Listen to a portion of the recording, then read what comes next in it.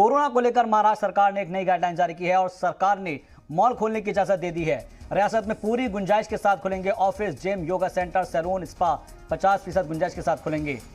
25 जिलों में राहत दी गई है। 11 अजला में लॉकडाउन जारी रहेगा। शनिवार को 3 बजे तक खुलेंगी दुकानें। थिएटर खोलने की अभी इजाजत नहीं मिली है। तो इस वक्त ये बड़ी खबर आपको बता रहे हैं महाराष्ट्र, जहां पर कोरोना को लेकर महाराष्ट्र हुकूमत की नई गाइडलाइन जारी हुई है, जिसमें सरकार ने मॉल खोलने की इजाजत दे दी है। रियासत में पूरी गुंजाइश के साथ खुलेंगे ऑफिस। हालांकि gym, yoga centre, salon, spa 50% गुंजाइश के साथ खुलेंगे और इस दौरान 25 जिलों में राहत दी गई है, जबकि 11 अजला में अभी भी लॉकडाउन जारी रहेगा। शनिवार को 3 बजे तक दुकानें खोल सकेंगी और थिएटर खोलने की अभी इजाजत नहीं मिली है।